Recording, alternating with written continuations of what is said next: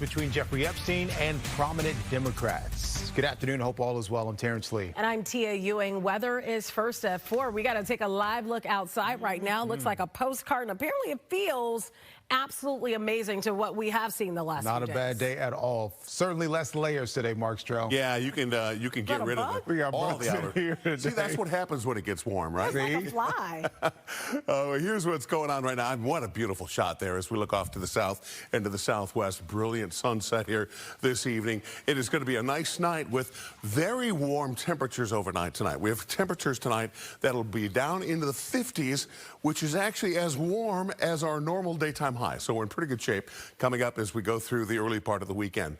Now, temperatures will fall off on Sunday. As we go into the early part of the week, we're back a lot closer to normal. But there's one thing that's missing here. Probably not going to hurt your feelings. It's rain or snow. We're going to stay dry this weekend. We'll have more details on that coming up. All right, Mark, thank you. Right now, an update on the search for 2 men that police say killed a father and son in Little Village over the weekend.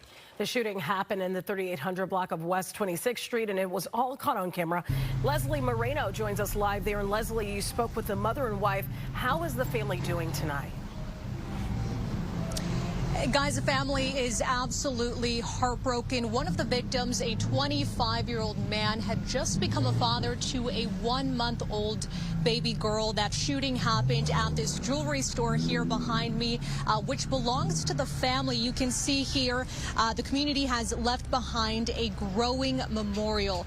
Take a look at your screen here. This is 25-year-old Luis Alamo and 63-year-old Faustino Alamo, father and son. You're looking at surveillance video of the 2 men police believe were involved. According to police, an armed man entered the jewelry store here on the 3800 block of 26th Street and demanded property. At some point, there was some sort of confrontation between the suspect and the father and son. That's when Faustino and Luis were shot multiple times. They were rushed to the hospital where they later died. I spoke with the mother and wife of these victims. She tells me Luis was a first-time dad to a 1-month-old baby girl. They were both very well known in this community for always helping their neighbors. The mother of the 25-year-old tells me she forgives whoever did this. Everyone will remember my husband as a person who loved to help, full of joy. My son was 25. He was still in school. The only thing I ask is please help us get justice. Investigators say the suspect fled in a white SUV driving south on Springfield Avenue. Family is hoping someone out there will recognize the men in that surveillance footage. If anyone out there has any information, contact police right away. For now, reporting live in Little Village, Leslie Moreno, Fox 32 News. All right, thank you so much, Leslie. We are waiting to confirm if ICE has started releasing people arrested in immigration raids that took place around here. The federal government had a noon deadline to release 13 detainees. More than 600 others are supposed to be released starting next week. Judge Jeffrey Cummings found that detainees must be released from the Broadview ICE facility on bond and into ICE's Alternatives to Detention program by November 21st, citing a, quote, pattern of unlawful arrest and confinement. The order follows allegations tied to Operation Midway Blitz. DHS officials are sharply condemning the move, accusing the court of jeopardizing public safety and undermining national security. Judge Cummings also instructed DHS to identify detainees considered, quote, high public safety risks, allowing those individuals to remain in custody. Lawyers say the judge will put out a list of the folks set to be released soon. Faith leaders joined nearly 24 people who police arrested outside the Broadview ICE facility this morning. The Cook County Sheriff's Office says the protest started peacefully, but then emotions boiled over around 10 this morning. State troopers and Sheriff's Police arrested 21 people. Broadview's Mayor Katrina Thompson says 4 police officers got hurt. She wrote this in a statement. I have repeatedly begged protesters to raise their voices, not their fists. These out-of-towners attacked police who are protecting their right to protest. We will see them in court. Federal agents did not show up. No tear gas, pepper balls, or chemical agents were used. Well, the use of force by immigration agents will be the focus of a trial come next spring. A federal judge will begin hearing arguments over a First Amendment rights case brought by Block Club Chicago, and other Chicago media groups on March 2nd. The trial could lock in a current court order limiting the use of tear gas, pepper balls, and physical force by immigration agents. So after all the reports of this happening, we finally know from the man himself. Border Patrol Commander Greg Bovino has left Chicago. He told Fox News he's in West Virginia right now. He's training with hundreds of agents.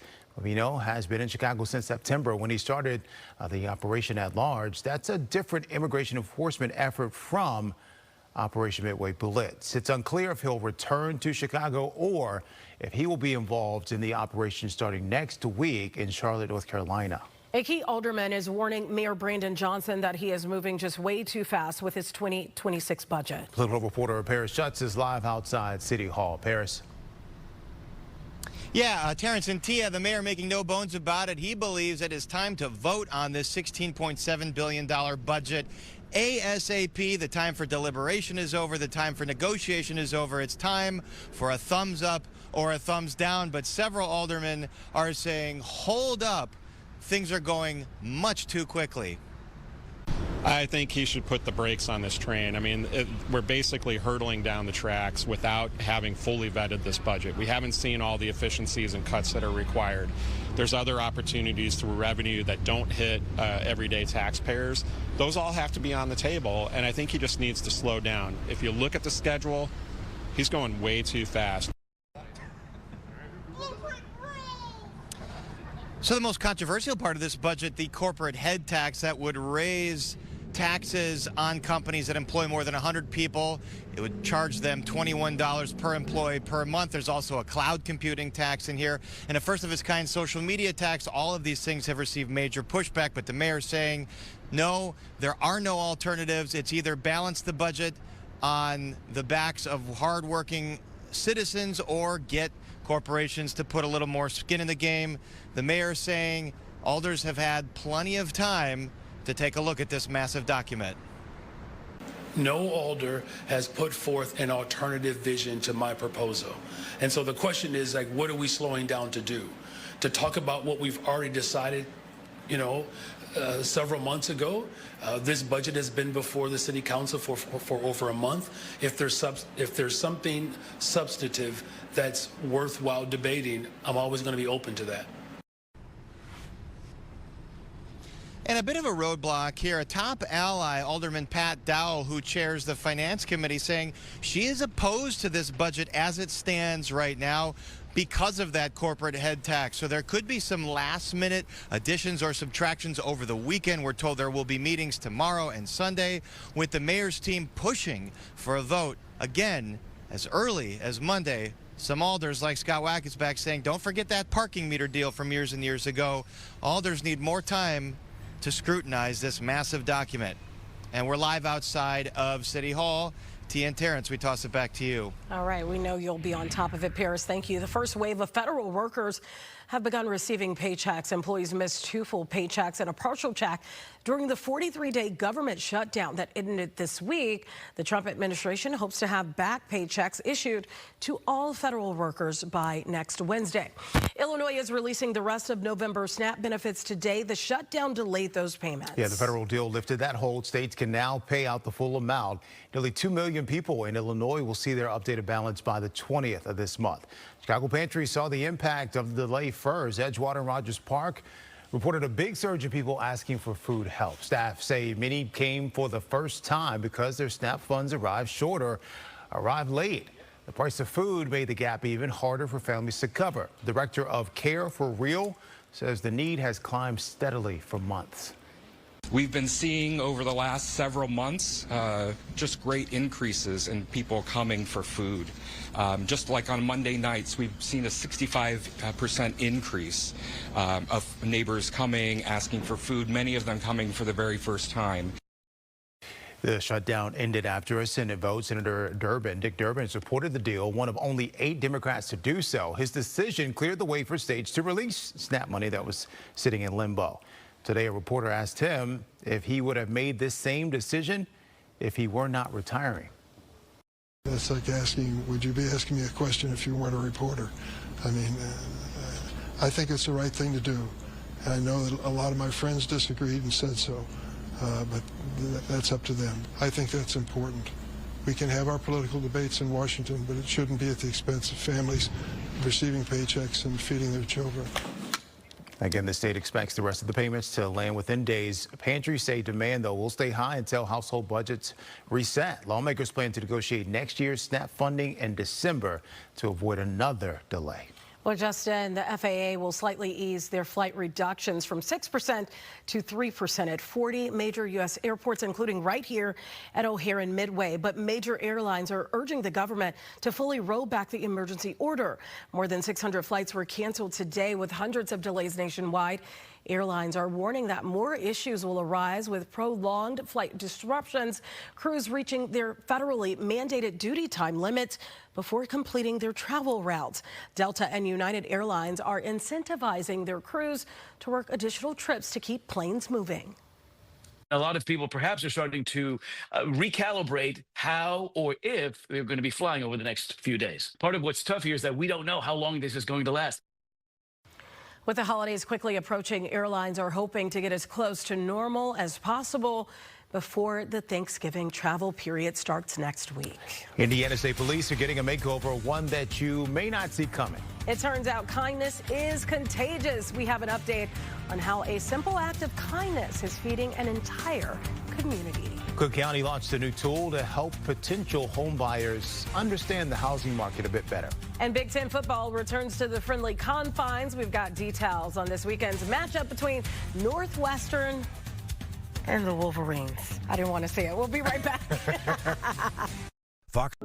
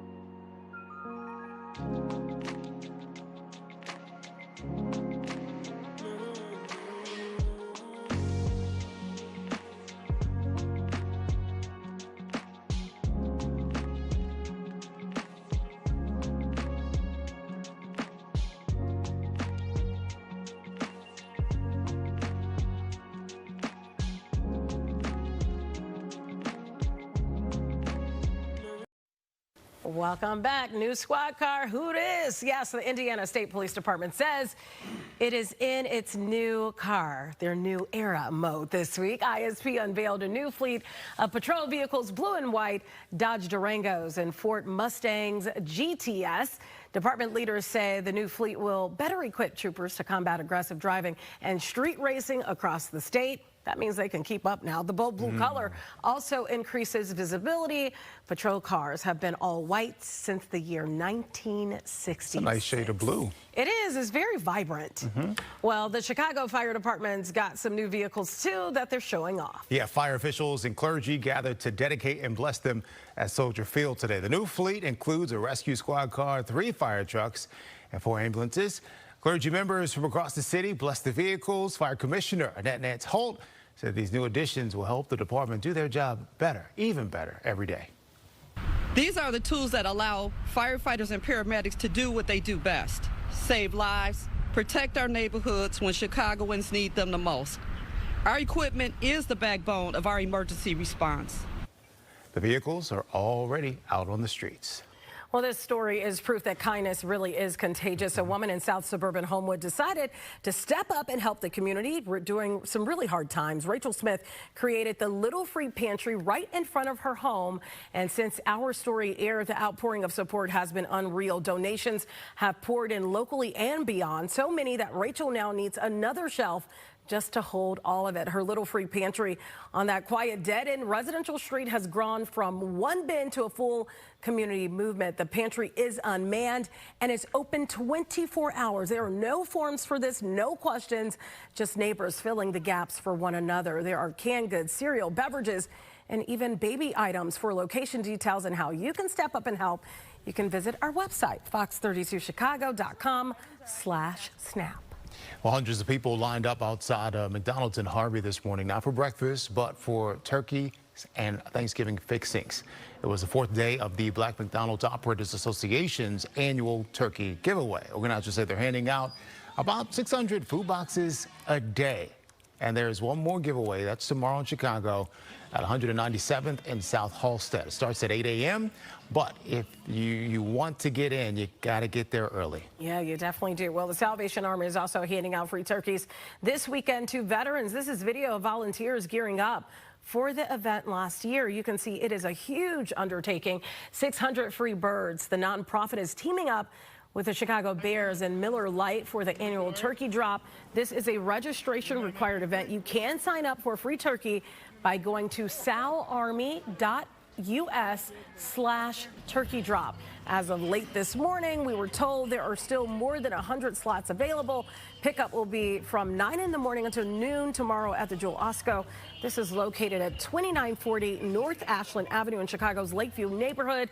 The giveaway also includes Thanksgiving sides, gift cards, and winter weather gear. Love the season of giving. Yes, I do too. Well, it's a big weekend for college football. Northwestern hosting those Michigan Wolverines over at Wrigley Field. I was willing to say the team name for you if you just couldn't get it out. I got it out. Okay, Buckeye.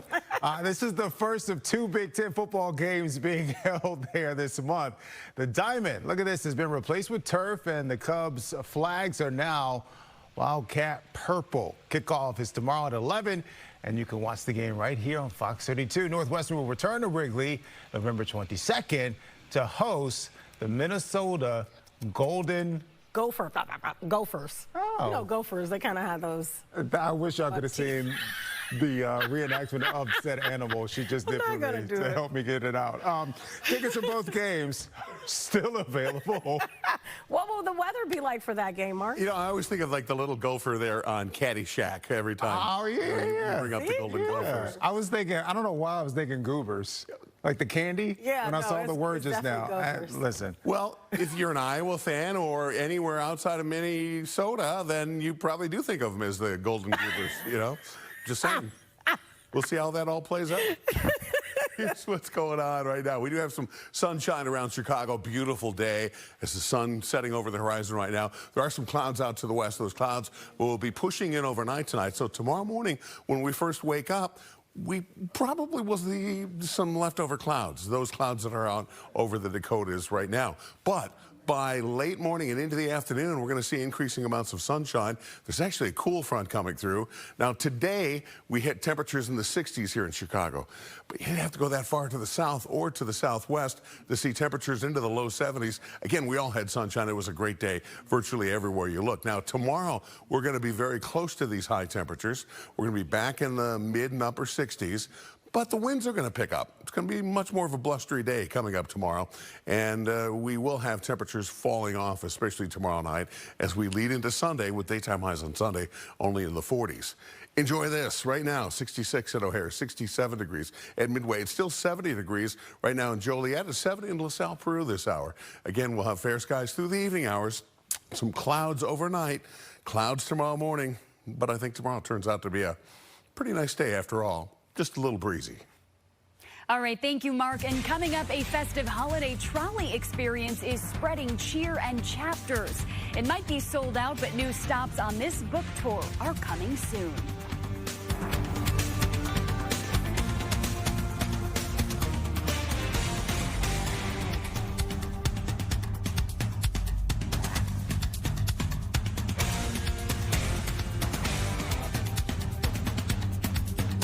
It's Fox.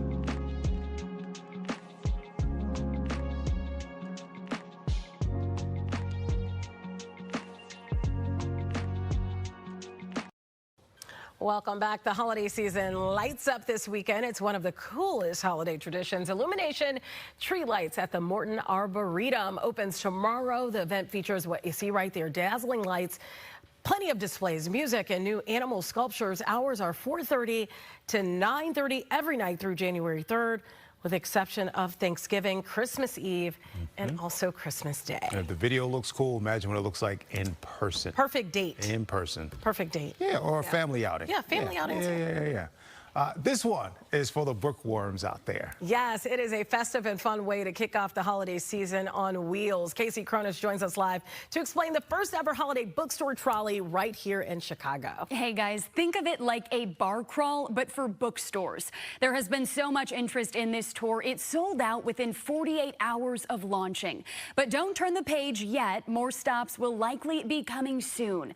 The holiday bookstore trolley is a collective effort organized by the Chicago Chicagoland Independent Bookstore Alliance, and 43 bookshops are taking part. Book lovers will board the trolley for their pre-purchase time slot, visiting between 4 to 5 local stores during the experience. There were 10 routes to choose from, and guests will have a seasonal surprise waiting at each stop. We caught up with Jordan Felke from 3 Avenues Bookshop today, who says one of the best parts of this first-of-its-kind event is meeting like-minded people. Each trolley has like 25 ticket holders on it, so it'll be like a fun, small, intimate experience. And then additionally, there's like one other human who will be on the trolley as the guide. Some local authors are probably going to be on some of the trolleys, and even some of the bookstore owners. So we're excited. And so it's really cool because people get to connect with people they wouldn't have otherwise met, and what a cool gift to have for the holidays. If this sounds like it is up your alley, join the wait list. Felke says she and other business owners are working to add more routes to the tour. We have details on how to sign up on our website. Tia, Terrence. Fantastic idea. Exposing you to different parts of the city. Too. I love it. All right, coming up, Americans are waiting longer to achieve the American dream, while many are putting off buying their first home. 1+1, an alarming report is shedding light on the lack of basic math skills among college students. President Trump ordering a new investigation of sex offender Jeffrey Epstein's alleged ties to some big political and financial names. I'm Caroline Shively in Washington. All of that story coming up. It's starting the day with hope, knowing you're in the right place, having access to advanced treatments and the most experienced cancer experts. When you're facing cancer, it's not just one thing that makes the difference. It's everything. The big, the small, the unexpected that helps you keep moving forward. Advocate Healthcare. Cancer care that makes the difference. Get an 11.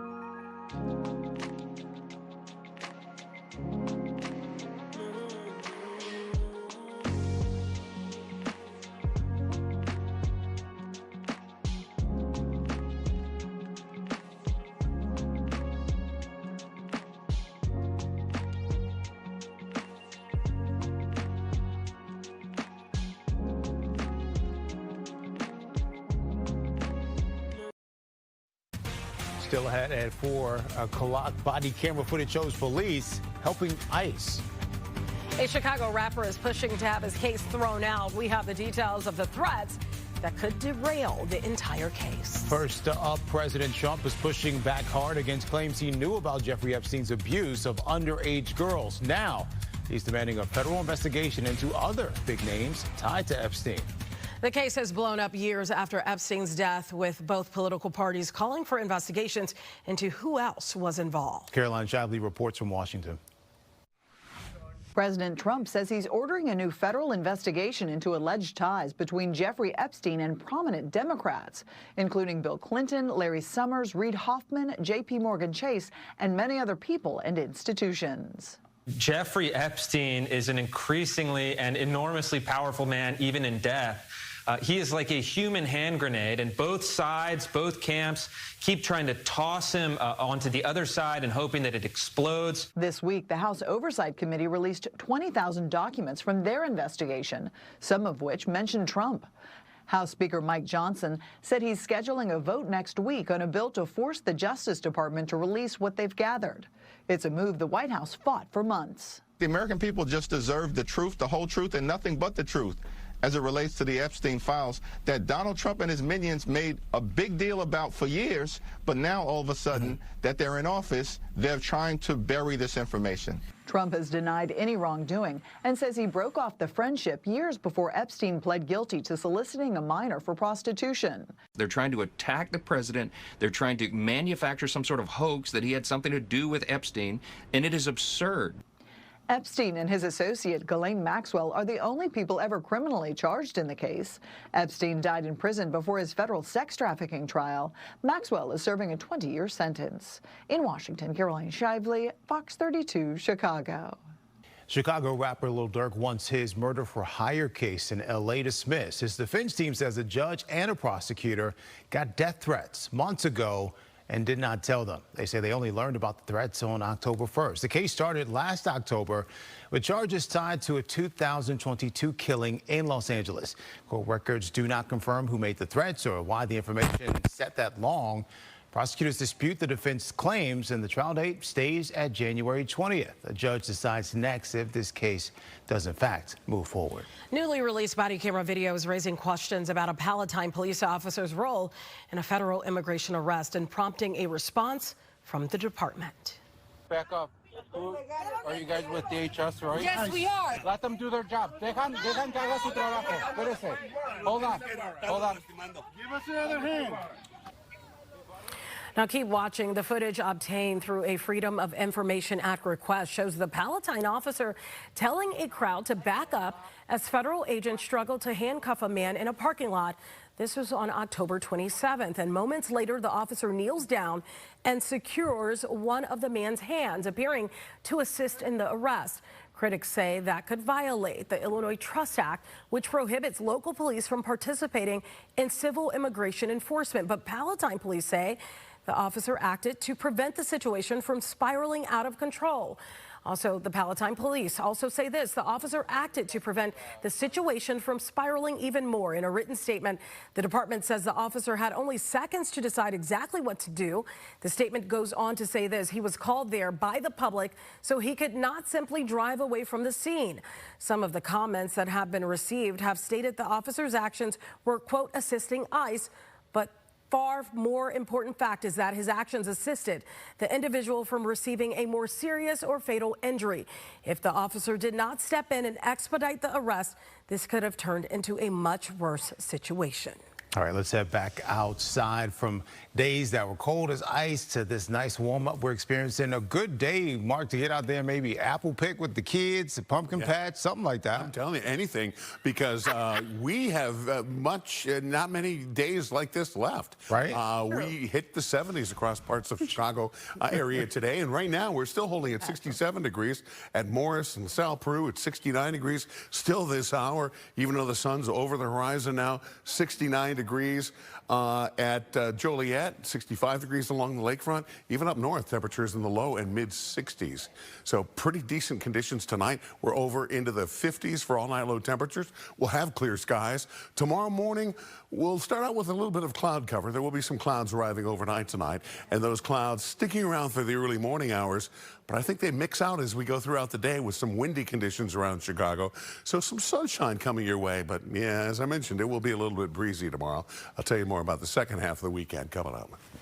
All right, Mark, thank you. President Trump is telling the DOJ to investigate meatpacking companies for what he calls illicit collusion over high prices. The September CPI report shows that uncooked beef prices are up across the board compared to last year. Ground beef is up almost 13%. Meanwhile, U.S. cattle herds are shrinking, and meat packers are turning to foreign cattle to keep up with demand. The CEO and president of Omaha Steak says the U.S. has work to do to rebuild its beef supply. It really doesn't matter, what technology we're using or whether we're hand to mouth or freezing. Beef is on the way up. It's at an all-time high, and we have got to rebuild the herd. But Omaha Steak says their holiday gift prices will stay the same as they have been for the past 48 months. Pfizer is getting ready to launch its program Dropping Drug Prices in collaboration with the Trump administration service TrumpRx. The program is designed to give Americans more direct access to medications without relying on traditional insurers or middlemen. Pfizer CEO says it will be ready by December. A lot of patients that were abandoning in the counter of the pharmacy, their scripts, because they couldn't afford them, now they will. So we will have more medicines into the hands of the patients and a healthier America. Pfizer says it will have a website with 40-plus products included on the TrumpRx platform. Now that the government is back open, people are concerned about the economic data that got delayed during the shutdown. That data is finally coming out, and it could make things, well, more uncertain. There's also worry that the Fed might not cut interest rates in December. Investors need to look beyond December because in the first half of 2026, the Fed is going to become markedly more dovish. And so interest rate cuts in the first and second quarters of 2026 are more likely to be the case.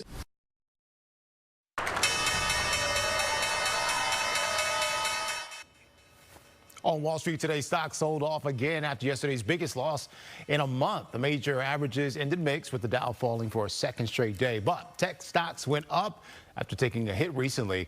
A relief about the government shutdown ending is over, and now people are worried about high tech stock prices and whether the Fed will slow down on interest rate cuts.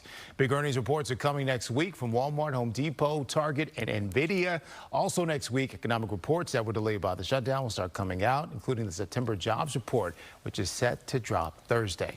According to a new report from the National Association of Realtors, the share of first-time home buyers has hit an all-time low. Yeah, and those who are buying their first home are older than ever. Kennedy Hayes is live in Denver with what's behind the shift. Kennedy? Hi, Tia and Terrence. Yeah, the association says back in the 1980s, a typical first-time home buyer was in their late 20s, and now many of them are pushing 40 years old. That's because it's taking longer than ever to save up to buy that first home. I spoke to one man. He lives in Colorado Springs, has 3 kids, says he's been renting his entire life, and only now was able to save up to buy his first home at age 41. Expensive being a single dad, and then you look at interest rates, and then the skyrocket cost of homes going up. I think when we moved here, homes were around $300K for a 4 or 5 bedroom house. Now it's well over $500,000. So crazy prices and interest rates kind of drive you away from trying to buy at this point.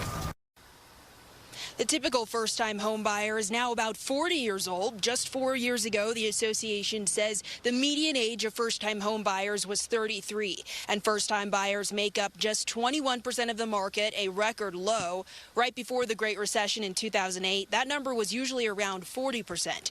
Economists say even with mortgage rates dipping slightly, prices are still high, making it harder than ever for new buyers to break into the market.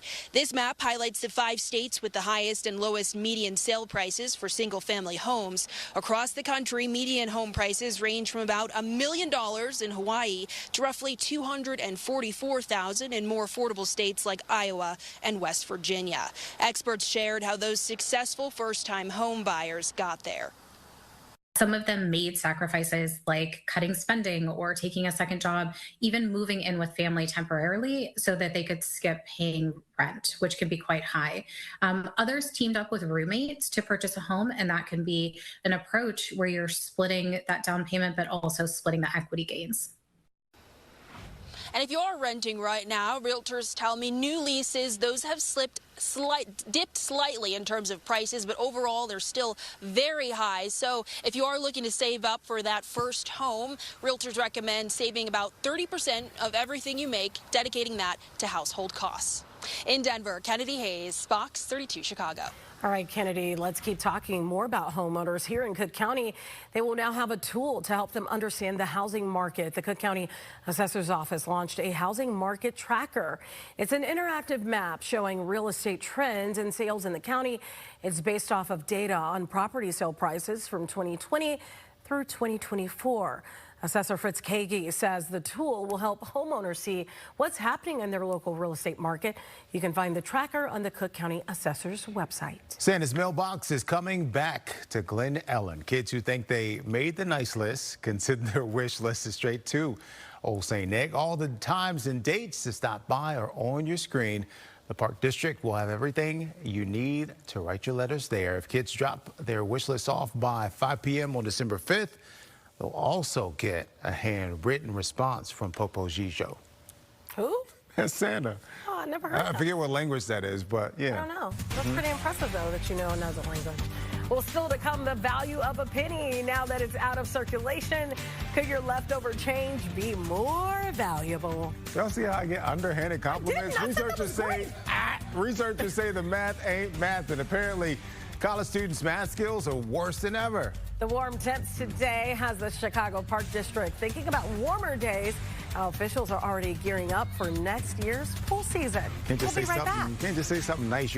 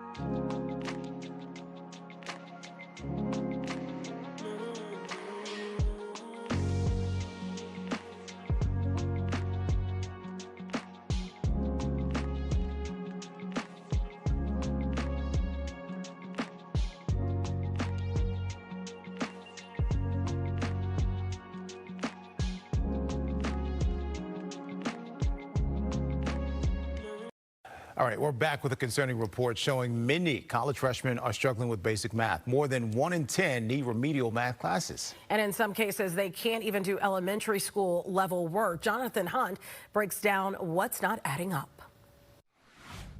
There's such an astonishing record of dysfunction in this report that it's kind of mind-blowing. Alarm bells have been ringing for some time over falling standards among new college students, and now UC San Diego has published a study that lays out the troubling trend in detail. 1 in 8, or 12.5% of incoming students at UCSD this year were below middle school level in math. Compare that to less than 1% of students who failed to meet the same benchmark in 2020. Also in 2020, a grand total of just 32 students needed remedial math courses. In 2025, that number surged to more than 900. The report notes that 2020 was the year that COVID-19 hit and changed education for so many students. But the authors and some education watchdog groups, including the nonprofit American Council of Trustees and Alumni, also blame the UC decision to drop the SAT and ACT exams as part of the admissions process, and the UC push for diversity and equity, with its focus on recruitment from economically disadvantaged areas. It's the students coming out of those high schools that are particularly in need of remedial courses in math. And the report authors admit that however well-meaning the equity push may be, quote, admitting large numbers of students who are profoundly underprepared risks harming the very students we hope to support by setting them up for failure. Too often, the response is to lower standards when faced with these problems, when what we really need to be doing is raising standards. Other colleges, including George Mason and Temple, have reported similar concerns about standards. This is clearly a national issue and one that raises huge questions, not just about college admissions, but also about standards in high schools across the country. In Los Angeles, Jonathan Hunt, Fox News. Well, just like this week's weather, we are rolling through the seasons after the break. A look at how the Chicago Park District is celebrating winter and preparing for summer all in one day. Today's temps felt like spring. Ooh, look but at how that long shot. will it last? Mark Hello, us back with gorgeous. the full forecast. We should leave this up. Yeah, look at gorgeous. But we have to also give you a look at how traffic's looking right now, just in case. Oh, not shabby. Not bad at all. Some red spots, but the delays aren't bad at all. No, smooth sailing. Don't turn the page. We'll be right back.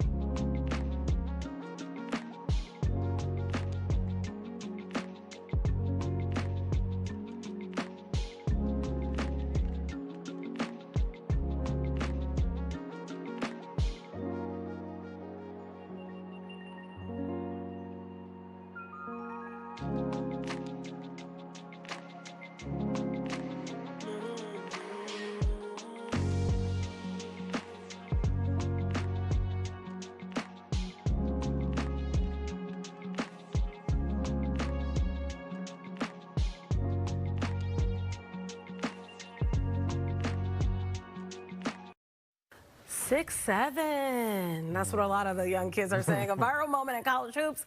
The Auburn women's college basketball team nails a free throw, bringing their score, you see the crowd going crazy, to 67. Yes, the stadium filled with young kids went wild. Nice. The players and fans all broke out with the viral dance, 6'7".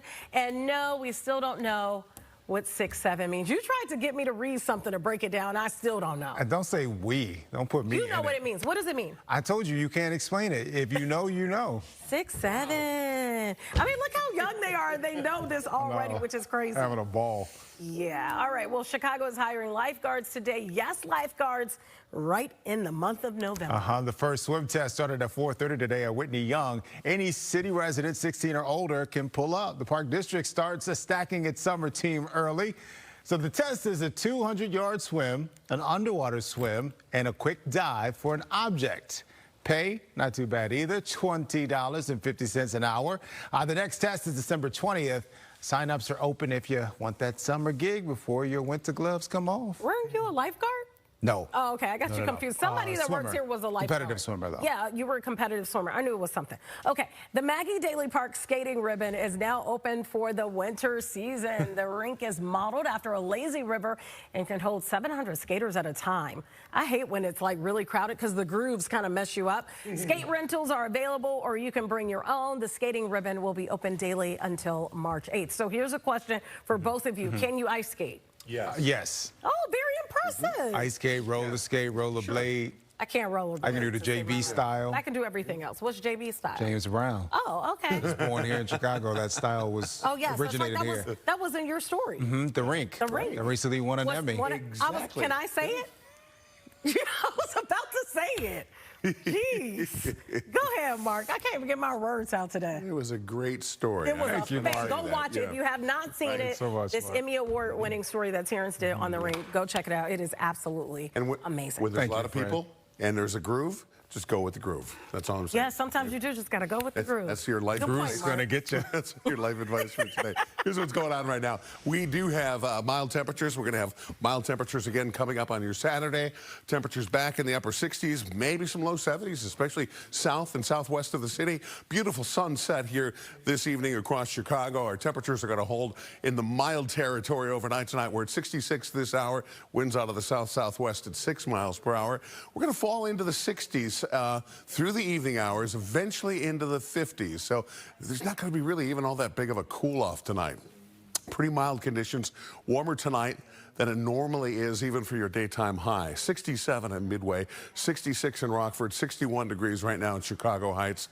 Satellite, radar, not much to see here. You have to go out to the plains to see cloud cover, and you can see some clouds streaming in from the Dakotas across Nebraska into Iowa.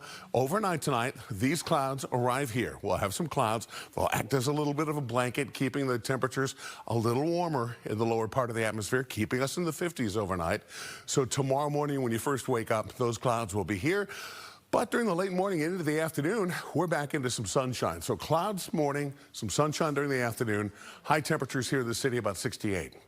Watch what happens by Sunday. Cold front comes through. This cold front comes through dry.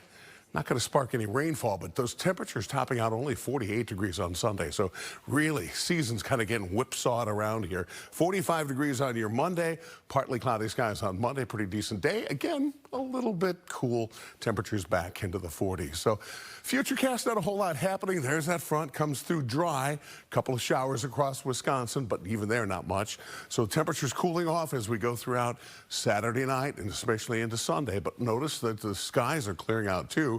Lots of sunshine around for the second half of the weekend. And into Monday, too. I think we're going to see some sunshine as that high drops in. So overnight tonight, 54 degrees, winds out of the southwest at 5 to 15, some occasional higher gusts. Fair skies overnight tonight early, and then some clouds showing up later on this evening. Tomorrow, 68. It's going to be windy tomorrow. 48 degrees, some sunshine on Sunday. Monday, we're dry, temperatures of 45. We do have a small chance, a 30% chance of some showers on Tuesday, temperatures of 46. Best chance of rain, though, comes on Thursday night into Friday. On Thursday, a 70% chance of rainfall. We're back into the 50s Thursday and Friday. But after tomorrow, most of the week spent in the 40s. Stick around. Come right back.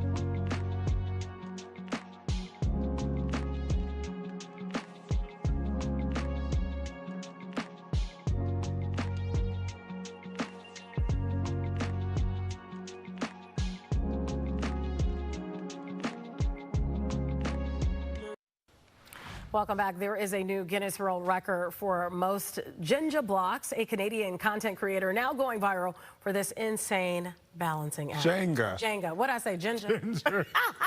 Listen, Jenga. don't invite this dude to a game of Jenga. Yeah, he stacked more than 4,800 Jenga blocks, all balanced on a single upright block. That's cool. It took him more than 5 hours to stack the Jenga blocks, but only a few seconds for it all to come crashing down. I am never good at it. Are you good at Jenga when you play? I am good at Jenga, but I don't know why I said Jenga. Maybe you need some ginger, because I got ginger candy. I'll hook you up. I got you. Jenga. All right. I don't like saying that publicly. Well, Terrence, do you have a penny? I do not. You don't. Well, on Wednesday, the U.S. Mint made its last penny, leaving hundreds of billions of the 1-cent coins in circulation. Yeah, some places aren't accepting the coins anymore. So what do you do with the leftover change? Evan Brown is in search of an answer. We all have to be willing to embrace change. No pun intended, but that worked pretty well, didn't it? It's no longer a penny for your thoughts. The U.S. government struck the last 1-cent coin at the U.S. Mint on Wednesday, ending more than 230 years of penny production in the United States. Now, coin collectors and the general public are wondering, what do we do with all the pennies left in circulation? If you're hoping to hold on to your change and then sell those pennies for a profit, think again. Experts say only the 2025 edition, the final minting, will significantly increase in value. There are a lot of people asking for them. The banks are very, very annoyed about the whole process. Extremely high-grade examples will probably have some significant value. But not everyone is cashing in on the penny's demise. Some shoppers, especially older Americans, say they still use them regularly. And with 250 billion still in circulation, that won't change anytime soon. I keep them for when I go through drive-thrus or something where I need like $2.54. And there are others who simply want to keep their pennies for the nostalgia, pointing out the coins are a natural way to connect with American history. Coins will survive. Pennies will survive in large numbers and be the only means we might have to preserve images of that extraordinary president. If you're going through your penny jar, be sure to set aside anything from 1982 or earlier. Collectors say those are the most valuable 1-cent coins. In Miami, Evan Brown, Fox 32, Chicago.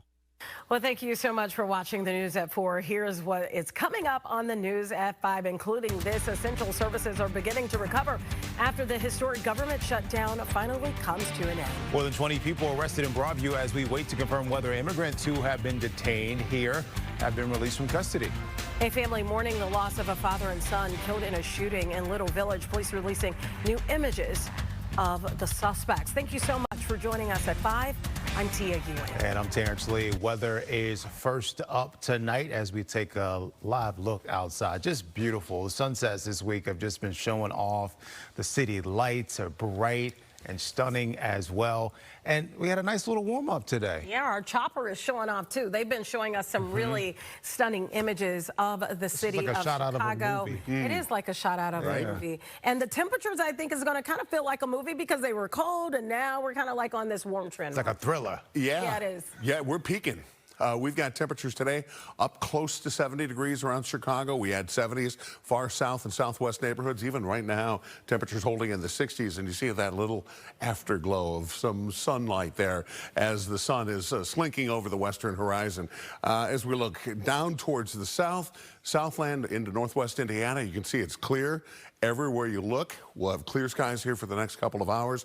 Clouds drifting in overnight tonight, so some clouds late tonight. They'll actually keep us warm. Those clouds will act as a little bit of a blanket for us tonight. And then tomorrow when we first wake up, a few clouds, but we transition right back into some sunshine by noon into the early afternoon. So high temperatures today, here we go, upper 60s across much of Chicago. Joliet, you hit 71 degrees today in Diamond, also in Morris. Temperatures this hour still holding on to the 60s here in the city and mid-60s for most of the south suburbs.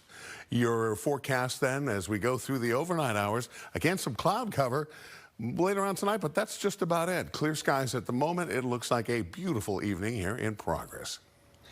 Well, tonight we have new images of two men police say killed a father and son during a jewelry store robbery in Little Village. And we're hearing more from the victim's heartbroken family. Leslie Moreno is live in Little Village with more on this story. Leslie?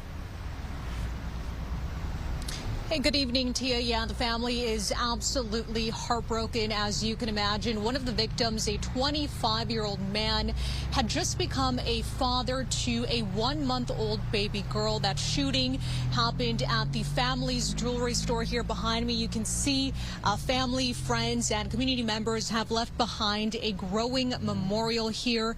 This is 25-year-old Luis Alamo and 63-year-old Faustino Alamo on your screen there, father and son. You're looking at surveillance video of the two men police believe were involved. According to police, an armed man entered the jewelry store here on the 3800 block of 26th Street and demanded property. At some point, there was some sort of confrontation between the suspect and the father and son. That's when Faustino and Luis were shot multiple times. They were rushed to the hospital where they later died. I spoke with the mother and the wife of the victims. She tells me Luis was a first-time dad to a 1-month-old baby girl. They were both very well known in this community for always helping their neighbors. Everyone will remember my husband as a person who loved to help, full of joy. My son was 25. He was still in school. The only thing I ask is please help us get justice. Investigators say the suspect fled in a white SUV driving south on Springfield Avenue. Family is hoping someone out there will recognize the men in those images. If anyone out there has any information, call police right away. For now, reporting live in Little Village, Leslie Moreno, Fox 32 News. We're waiting to confirm if ICE has started releasing people arrested in immigration raids around our area. The federal government had a noon deadline to release 13 detainees. More than 600 others are supposed to be released starting next week. Judge Jeffrey Cummings found detainees must be released from the Broadview ICE facility on bond and into ICE's Alternatives to Detention program by November 21st. He cited a, quote, pattern of unlawful arrest and confinement. The order follows allegations tied to Operation Midway Blitz. DHS officials are condemning the move, accusing the court of jeopardizing public safety and undermining national security. Faith leaders joined nearly 24 people who police arrested outside the Broadview ICE facility this morning. The Cook County Sheriff's Office says the protest started peacefully, but emotions boiled over at around 10. State troopers and sheriff's police arrested 21 people. Broadview Mayor Katrina Thompson says 4 police officers got hurt, and she wrote this in a statement. I have repeatedly begged protesters to raise their voices, not their fists. These out-of-town attackers attacked police who were protecting their right to protest. We will see them in court. Border Patrol Commander Gregory Bovino has left Chicago, telling Fox News that he is now in West Virginia, training with hundreds of Border Patrol agents. Bovino has been in Chicago since September when he announced the launch of Operation Midway Blitz at a large immigration enforcement effort separate from Operation Midway Blitz. It remains unknown if Bovino will be returning to the Windy City or if he will join the operations launching next week in Charlotte, North Carolina. Some relief for you. President Trump has signed an executive order to get rid of tariffs on a wide variety of commodities. This includes beef, coffee, and tropical fruits. The president announced the U.S. had reached framework agreements with Ecuador, Guatemala, El Salvador, and Argentina designed to ease import levies on agricultural products produced in those countries. This is part of a response to pressure from consumers who complain prices are just too high. Voters in this month's election cited economic concerns as their top issue, resulting in big wins for Democrats in races in Virginia and New Jersey.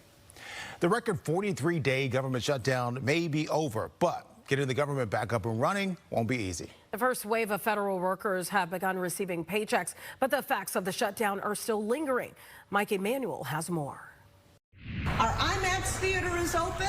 Our planetarium is open. Doors back open at the Smithsonian National Museum of American History and the Air and Space Museum following the end of the longest government shutdown in U.S. history. And I'm happy that I have the possibility on my last day in Washington, D.C. to visit it. And while most visitors were happy to get inside free of charge, some had mixed emotions. I'm glad that everything's back open. People are able to get their benefits again, but it's also there was a lot of compromise left on the table to make it happen. Across the country, furloughed workers were also back at the office.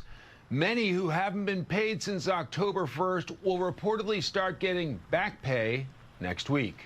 It's good to get back and start working on some of my some new projects and some old projects that I started. But it's not all business as usual. 6% flight reductions remain in place at 40 major U.S. airports, even as air traffic controllers return to work. The FAA saying it won't lift its order until safety metrics improve. All this as some working to keep the skies safe got huge bonuses. Homeland Security Secretary Kristi Noem handing out $10,000 checks to 24 TSA agents in Houston Thursday. Noem saying payments recognized employees who went above and beyond while working without pay during the shutdown. Every single one of these individuals served with exemplary service. The data used for those FAA flight cuts is now the focus of House Democrats, who are asking Secretary Duffy to provide the numbers. In Washington, Mike Emanuel, Fox 32, Chicago. With the shutdown over, full SNAP benefits are rolling out for families across the state, but demand at food pantries is still high, including at St. Sabina Service Center. The Illinois Department of Human Services says people are expected to fully receive their SNAP benefits by next Wednesday, the 20th. Nearly 2 million people in the state rely on SNAP to feed themselves and their families. St. Sabina says the last few weeks have been overwhelming. The people still are in need. They need our service, and SNAPs is not enough for a lot of families, so that's where we come in at. So we're here for the community, so anyone that needs service, they can come to us. St. Sabina says before the lapse in SNAP benefits, it served about 150 to 250 people a day. During the lapse, that number doubled. As President Trump faces pressure related to his alleged ties to Jeffrey Epstein, he's now calling for a federal investigation into prominent Democrats who knew Epstein. That list includes former President Bill Clinton. Epstein died in jail back in 2019 while awaiting trial on sex trafficking charges. This week, a House committee released 20,000 documents from their investigation, some of which mentioned Trump. House Speaker Mike Johnson said he's scheduling a vote next week on a bill to force the Justice Department to release what they've gathered. It's a move the White House fought for months. The American people just deserve the truth, the whole truth, and nothing but the truth as it relates to the Epstein files that Donald Trump and his minions made a big deal about for years, but now all of a sudden that they're in office, they're trying to bury this information. They're trying to attack the president. They're trying to manufacture some sort of hoax that he had something to do with Epstein, and it is absurd.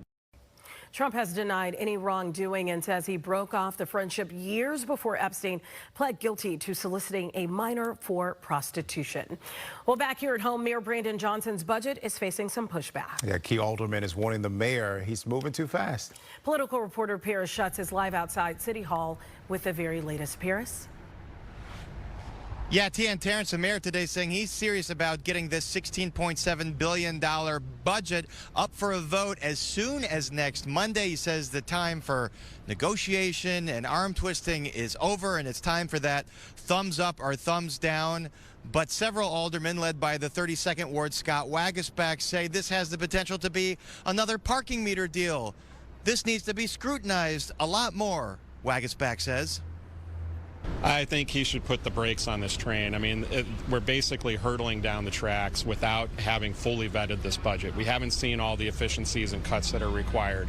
There's other opportunities through revenue that don't hit everyday taxpayers. Those all have to be on the table, and I think he just needs to slow down. If you look at the schedule, he's going way too fast. And just in the last hour, Alderman Waguespack wrote a letter to the Budget Committee Chairman Jason Irvin suggesting between $30 and $60 million more in cuts. The big controversial item here is that proposed employee head tax on companies in Chicago over 100 employees, plus a cloud computing tax and a social media tax. Alders are saying we need more cuts, we need more efficiencies, we need things to be downsized a little more, but Mayor Johnson says he hasn't heard any good ideas. No alder has put forth an alternative vision to my proposal. And so the question is, like, what are we slowing down to do? to talk about what we've already decided, several months ago. This budget has been before the City Council for over a month. If there's something substantive that's worthwhile debating, I'm always going to be open to that. Now, there could be some minor tweaks over the weekend, but the plan here is to introduce those on Monday morning and then hurry up and get a vote done by Monday afternoon. Does the mayor have the 25 votes he would need, especially since he can be the tiebreaker if it is a tie in City Council? We don't know at this point, but the mayor is banking that he does. It's going to be a very active weekend. Tia and Terrence reporting live from City Hall. Paris Schutz, Fox 32. All right, and we know you will be on the job as always. Paris, still to come, how one local university is preparing students for the job market, one outfit at a time. But it's not just about clothes. DePaul's Career Center is also empowering them for the workforce.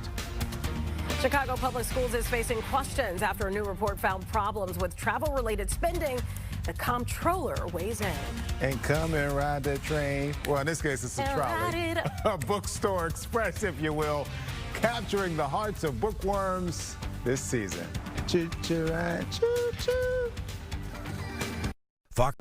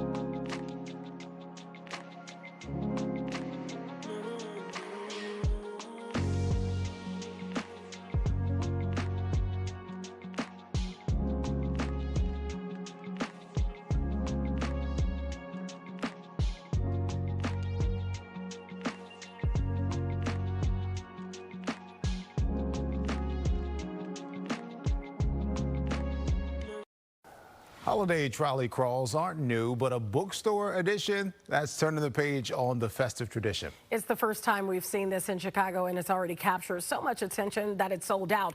But Casey Cronus joins us live to share how you can still get involved in this. Casey? That's right, Tia and Terrence, and dozens of people have joined the wait list, and you can too. A group of local bookshop owners dreamed up this idea over the spring, combining their love of reading and the holiday season, and now the time is here. While tickets for the first 10 routes are spoken for, the Chicagoland Independent Bookstore Alliance is planning to drop more dates soon. 43 bookstores are taking part. Here's how it works. Book lovers will board the trolley for their pre-purchase tour, visiting between 4 and 5 bookshops during the experience. Guests will get a custom tote bag and can look forward to festive surprises at each stop. We caught up with Jordan Felke from 3 Avenues Bookshop this afternoon, who says says this is about bringing strangers with similar interests together, but also gives customers a chance to support small businesses with holiday shopping.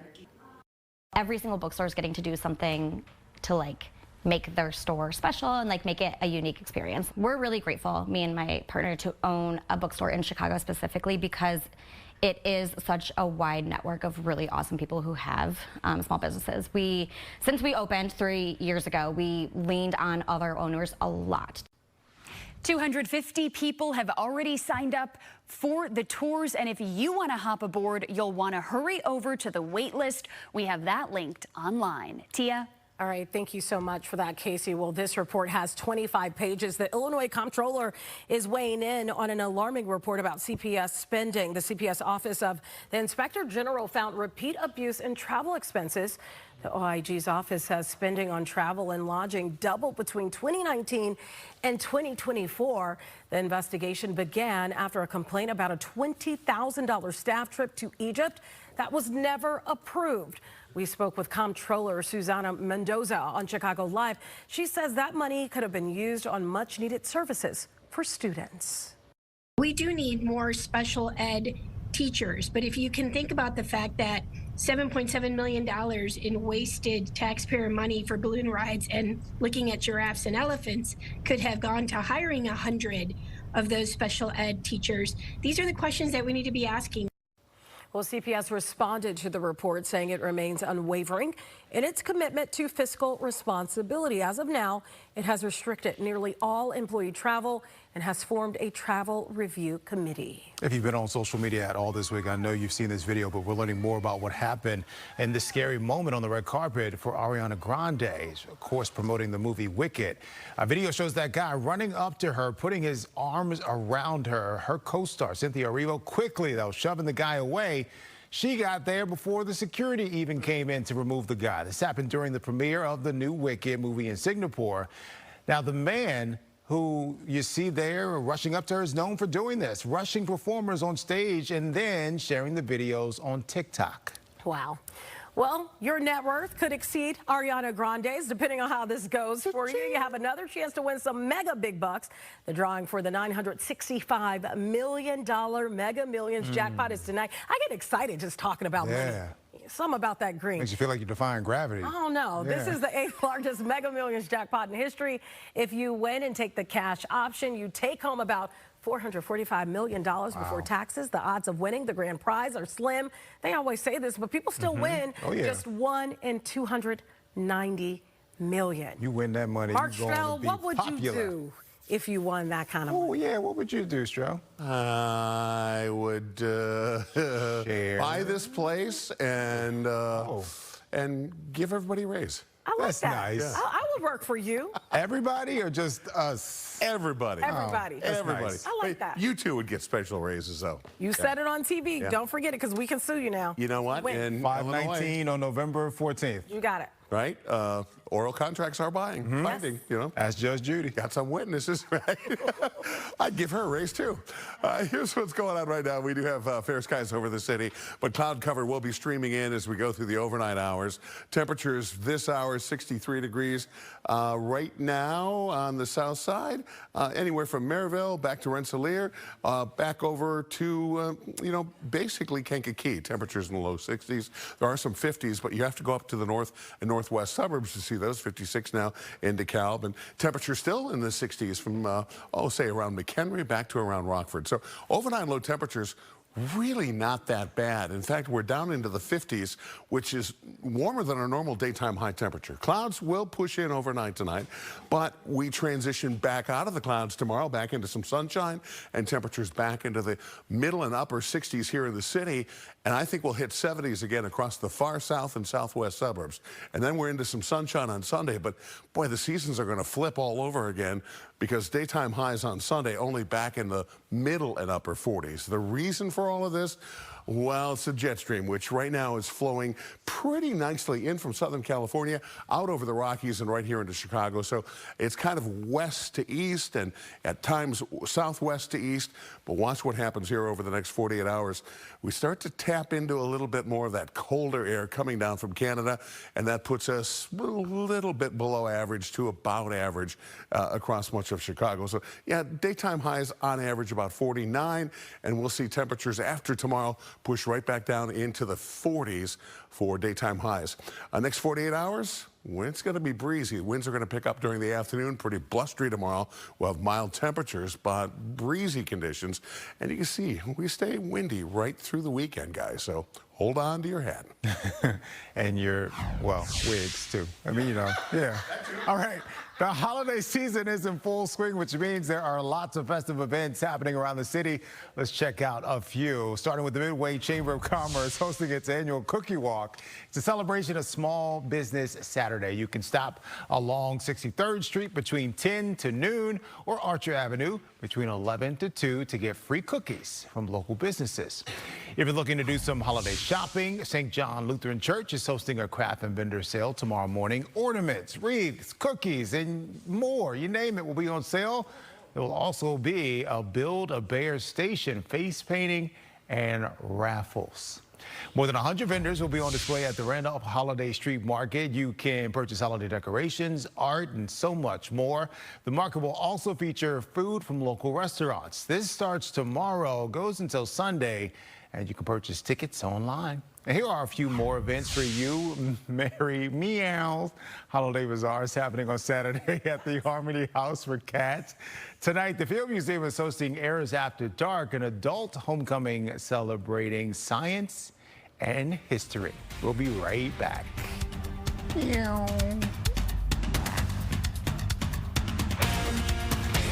It's Fox.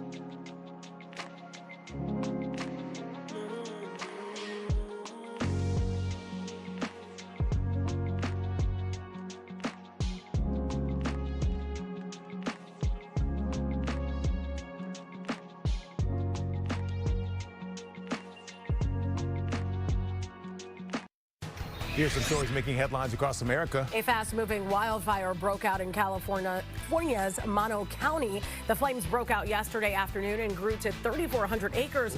About 8 hours later, this video shows the plumes of smoke in the air. California just can't seem to get a break.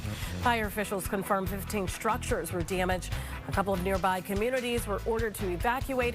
As of this morning, the fire was at 5% containment. A coach featured in the popular Netflix docuseries Last Chance U is dying after he was shot on campus in Oakland. Someone shot John Beam at Laney College yesterday. Police say a suspect has been arrested.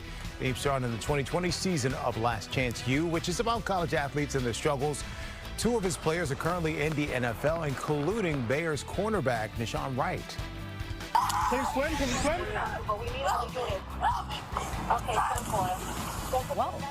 Well, dramatic rescue here in the water caught on camera in New York City. Body camera footage here showing that officer jumping into the freezing cold river to help a teenage girl who was struggling in the water. At one point, the girl could be heard screaming for help. Two other officers helped him pull her to safety. Thank goodness the girl is doing okay. It isn't clear how she ended up in the water. A homeowner in Colorado was startled when two fighting deer crashed through a window, yes, Terrence, of his home. The fire department says the animals ended up in the basement gym. The homeowner says the deer were there for about 30 to 40 minutes before wildlife authorities could get to the home. The animals were removed with the help of a tranquilizer and released. Can you imagine hearing that and not knowing? And deer be tussling. Yes. They fight. Okay, they scrap. They say cats have 9 lives, so one kitten in Tampa is already racing through them. This is Sue, y'all. A good Samaritan spotted her on a highway, pulled over to help, but then Sue jumped under the engine of that person's car and would not come out. The driver flagged down a Tampa fire vehicle. Sue then jumped into the engine of the fire vehicle. He called for backup from a fire truck. What is going on with Sue? Sue then ran under that truck too. Crews eventually got her out and took her to the Humane Society. Maybe it's the sound that attracts. Or the warmth of the engine. Okay. Tonight, both humans and their furry companions will be dressed to the nines. Yes. Up next, we'll speak with the founder of Pawn Chicago about the annual Fur Ball. I'm Tina Wayne. Coming up later in sports, Bears taking on the Vikings in a critical must-win divisional clash on Sunday. Plus, the Bears defense could be getting some help, while Ben Johnson is excited for the eventual return of 3 key starters, including Pro Bowl cornerback Jalen Johnson.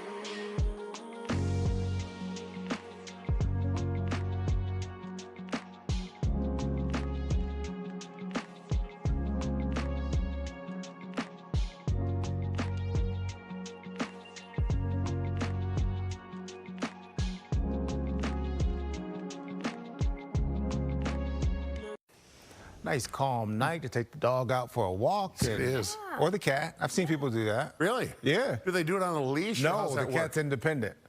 There's a guy I always see outside of Studio 32.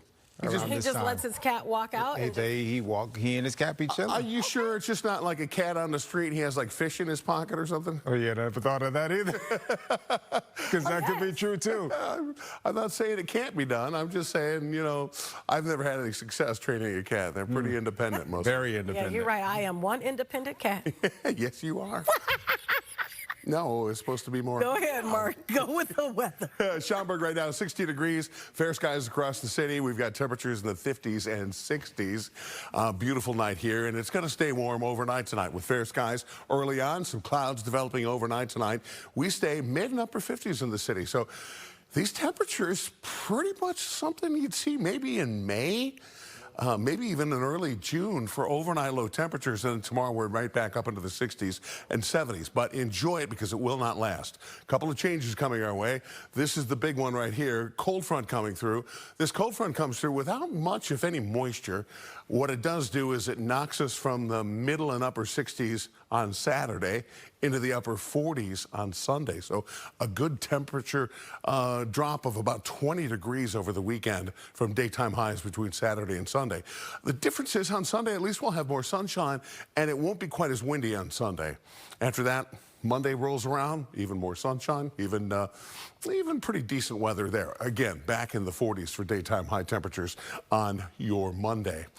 Temps right now, 54 along the lake in Waukegan, 63 at the big airport, 59 degrees this hour in Aurora, 58 degrees also in Joliet. And look at this, still a 64 holding on in LaSalle, Peru. So we have fair skies right now.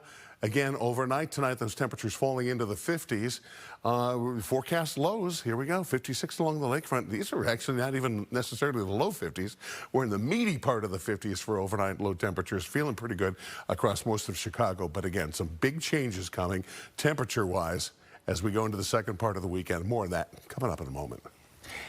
Also coming up, Suited for Success. Up next, we're stepping into a local university's career closet that's giving students the confidence to put their best foot forward.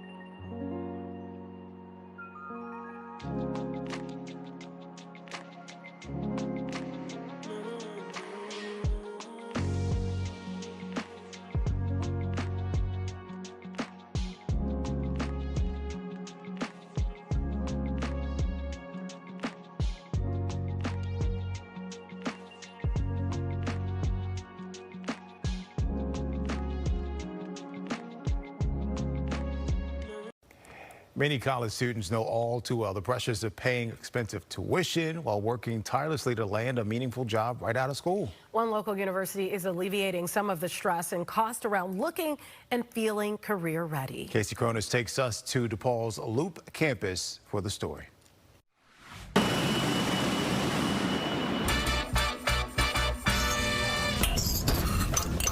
And these are cute too. There's an old adage. And there are skirts down there if you want a skirt. Dress for the job you want, not the job you have. Every single career doesn't have the same attire. Inside DePaul University's Career Closet, students are designing their futures. The first step, looking the part. We have a lot of good options, dresses as well. Rummage through the color-coded racks with DePaul alumna Noelle Bentley. Yeah, we just got a huge donation from this woman who was a lawyer. And discover pre-loved workwear to elevate any wardrobe. I like to thrift in general, and I know a lot of my fellow DePaul students love to thrift in general, and this kind of gives you that same feeling. The Career Closet is available on both the Lincoln Park campus and the Loop campus. That's where we learned how it works. It can be expensive to build a professional or business casual wardrobe. Being college students, they don't always have the right clothes going into an interview or an event with recruiters or even to their jobs. Zoe Idle is the Assistant Director of Operations and Outreach at DePaul's Career Center. In addition to writing a resume, working with a career coach, and clocking the latest job opportunities, it's here that students can find the confidence to tackle what comes next. It just means that they understand that we're here to support them. It's one less barrier to entering the working world. Each quarter, students are welcome to snag 3 items, and they're completely free. What about shoes? Are you good on shoes? We've got accessories, we have a lot of ties, we get belts sometimes, even bags. Idle says international students often come to the U.S. with only a couple of suitcases. But community donations, sorted and made available here, help fill the gap. It's really important for us to be able to support them in that way, and especially with some of our lower income students as well. And for students who don't speak fashion, this closet comes with a stylist. Officially, Bentley serves as the Future Forward Program Coordinator. But unofficially, her passion for fashion is guiding students toward nailing their interviews. Yeah, shopping for a specific reason. So when they're like, I don't know how to style this, I don't think that I can pull this off. And I'm like, that green goes really good with your eyes, and put it on with a black pair of pants and black shoes, and you're fine. Like, you'll get the job 100%. After finding new pieces for their ensemble, students, faculty, and even alumni can capture their look. And it's fully self-run. Headshots, which can cost hundreds of dollars, are complimentary for the DePaul community and ready within minutes. You know, when you start college as a young person, you kind of don't realize all the resources that are there. But coming back as an adult, you understand exactly what you're paying for, you know, and all these resources that are here to help you is kind of, you know, a game changer if you pay attention. Deshaun Triplett earned his bachelor's degree in business administration from DePaul. And after working in sales, he's back for his MBA. It's something I've been wanting to do for a long time. Before diving into the new quarter, a new headshot was in order. If you want to do it all over again, you can do it again. I did about 12. You know, I think I need another 12, but, you know, we'll ride with those for now. Whether stopping by to refresh their LinkedIn photo or choosing a tie before an important job interview. Picking out a piece that belongs to somebody else, and now you get to give it a new story. The Career Center is helping students shape their own stories in college and beyond. The DePaul Career Closet relies on donations. If you are cleaning out your closet and think the items have a shot in someone else's, we have details on how to drop them off online. Reporting in the Loop, Casey Cronus, Fox 32, Chicago. Well done by Casey Cronus and the photographer and editor Jacob Carr. Very good story there. Well, tonight is for the dogs. Paws Chicago is holding its annual fur ball tonight at the Drake Hotel. And Fox 32 Chicago is proud to help sponsor that event. We're joined now by Paula, the founder of Paws Chicago. Paula, thanks so much for joining us. I know it's a busy night. I can hear the energy in the room is electrifying. It's a big night for Paws Chicago and Chicago's homeless animals, for sure. Talk to me about how this event has grown over the years. Wow, this is our 24th year, and we have sold out both ballrooms at the Drake Hotel. It's black tie, and everybody gets to come with their animals. And we have a spa for the dogs. We have a red carpet. It's just a beautiful night to celebrate people's pets. But most of all, the money will go towards supporting our programs, helping our homeless animals in Chicago. Paula, talk about how that money does help in terms of fulfilling your mission. Well, number one, we have a very large, one of the largest in the country, low cost and free spay-neuter clinic. That's what prevents thousands from being born. Our clinic is located in Little Village, and we serve all the under-resourced communities. So we'll be doing 21,000 surgeries this year on the public's pets. We have the adoption program. We have taken most of the animals from Animal Care and Control, our city impoundment facility, also from people that have to give up their pets, and we hope to adopt close to 5,000, if not over that, this year.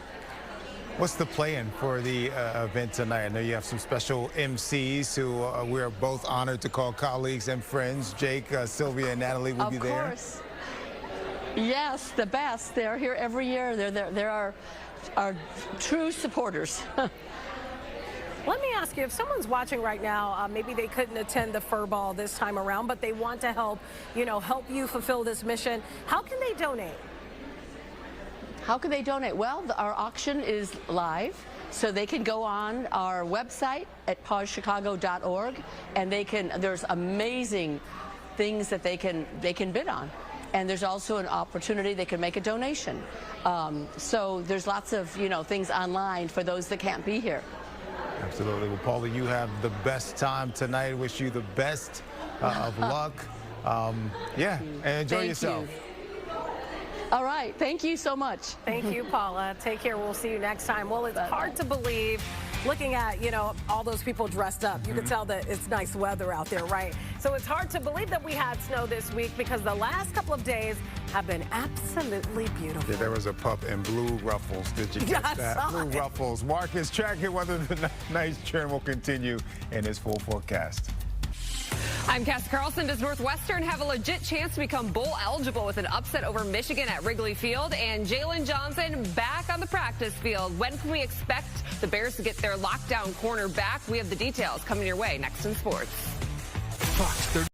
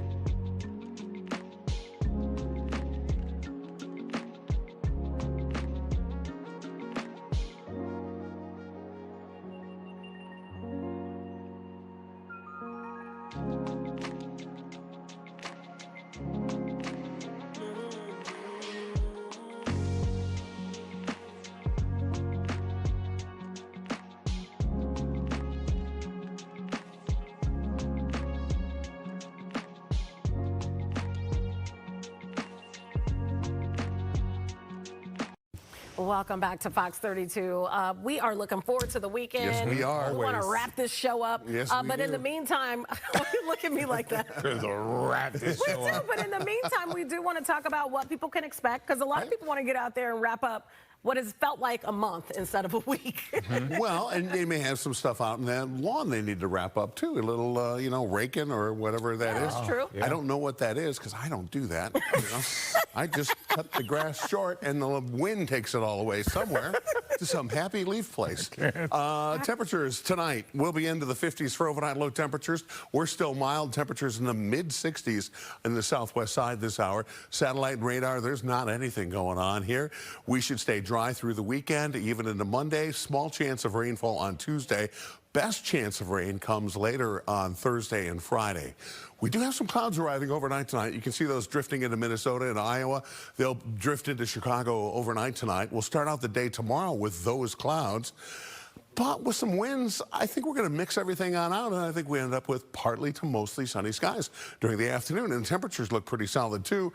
We warm up into the upper 60s across most of Chicago, starting to cool down late in the day as a front comes through, and it will be windy tomorrow. So, yeah, those leaves blowing on down the street. 48 degrees, a lot colder. 20-degree temperature drop as we head towards Sunday, but the winds go away and the sunshine does not. 45 degrees on Monday under partly sunny skies. Looks pretty good as we head into the weekend, nice and dry. There's the cold front that does drop the temperatures down our way by, again, 20 degrees between Saturday and Sunday. So, yeah, you will experience a pretty stark temperature change. Tonight, overnight low temperatures down into the 50s, 54. Let's go with that here in the city. I think most of us stay in the 50s overnight tonight. Again, some sunshine by tomorrow afternoon. Sunshine on Sunday, but colder. Temperatures of 48. Here's the deal. That's about normal for this time of year. Pretty decent weather on Monday. Small chance of some showers on Tuesday. We should be dry but cloudy on Friday. And Thursday and Friday, we are back up into the lower 50s. But looks like a pretty good chance of rain both Thursday night, and into Friday. All right, Mark, thank you so much. Well, it was a night for the MVPs in baseball, of course. We're talking about the most valuable pets, the dogs, for Yankees superstar Aaron Judge and Dodgers superstar Shohei Ohtani were front and center as they learned their dog dads won the most valuable player awards this season. The dogs moving around during the players' interviews, both Judge and Ohtani have won the MVP in back-to-back seasons. That's pretty funny. Well, Northwestern is gearing up to take on that team up north. I'm happy somebody didn't write it in the script. This is happening tomorrow at the friendly confines over at Wrigley Field. She refuses to say the opponent's names. Yes. But first, the Bears are looking for their first division win.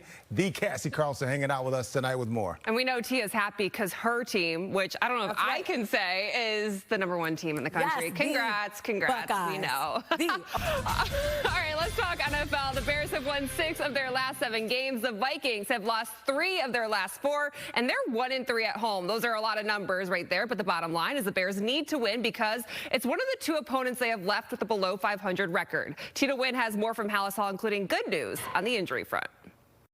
Well, Ben Johnson has said over and over he wants this team playing their best football in December. With less than 3 weeks to go, the Bears could be getting some defensive reinforcements as they've officially opened up the 21-day practice window for Jalen Johnson. He wants to be out there with his guys. It has not gone, this year has not gone the way he really envisioned it. You come in and it happens during the summer, the initial, and you miss training camp, and then you're hopeful you're back to where you were before, and you get hurt in the first game back, and I think he really wants to be out there, and so he's worked his tail off to get to this point. It's a timetable that puts him on track for December 7th against the Packers, or potentially sooner. A return that could come as part of a bigger defensive boost, with TJ Edwards and Kyler Gordon also trending back in the coming weeks. Those are 3 guys going into the season you had a lot of high hopes for and what they could do. I certainly had a tremendous amount of respect for all 3 of those guys.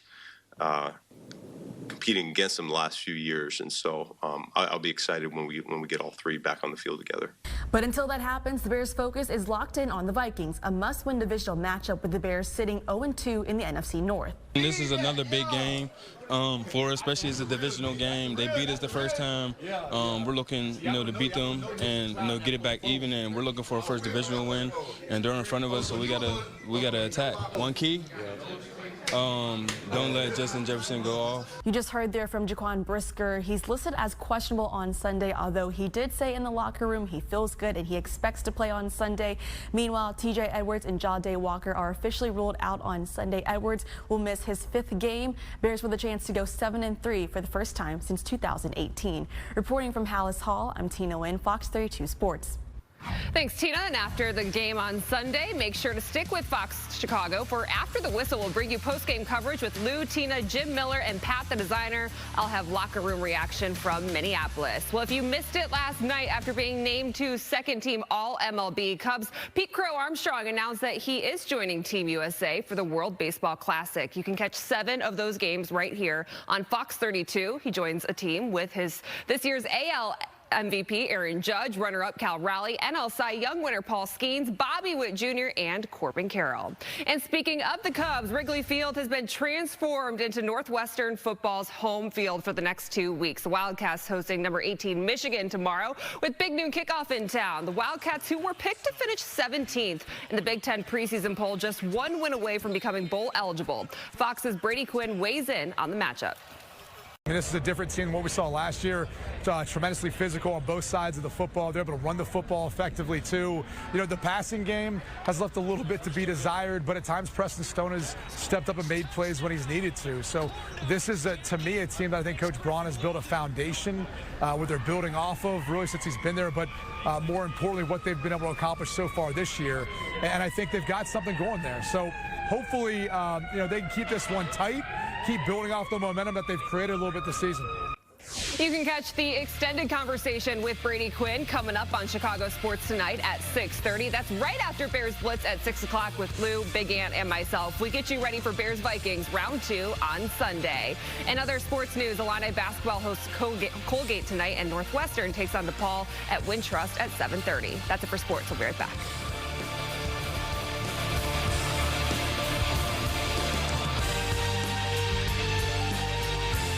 The Chicago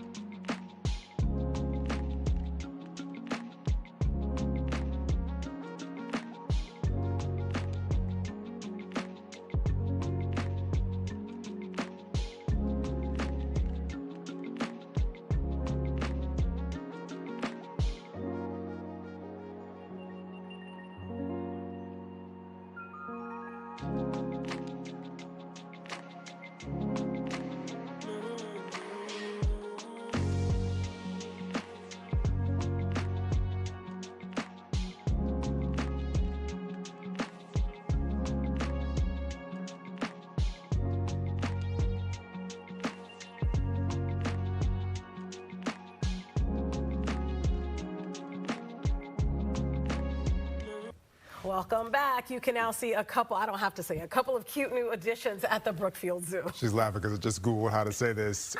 2 more leopard cubs. So still probably said it wrong. Anyway, the zoo released the images of these little cuties. They made their public debut today. They're the world's rarest big cats. The sisters were born back in July. Okay, fellow Cancers. The zoo says the cubs are bold, curious, and love to climb. That kind of describes that zodiac sign, too. It says the animals are already getting comfortable in their new habitats. Amur? How do you say it? I was about to say amor, but that's Spanish. Amur? Amur. Love, amor. They're love cats. Amor. Yeah, that's cute. I like that. People are going to love the forecast this weekend. Yes, they are. I was going to tell you that was my password, but, you know, that would just be wrong.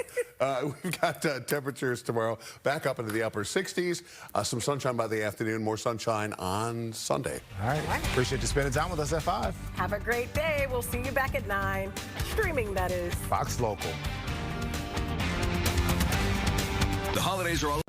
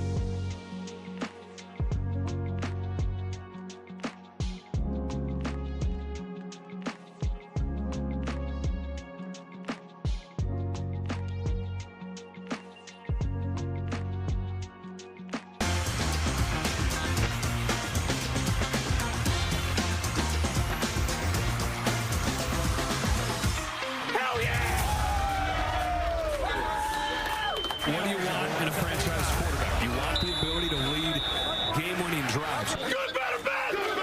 He's a unicorn for sure. He looks like a Houdini back there. He doesn't flinch.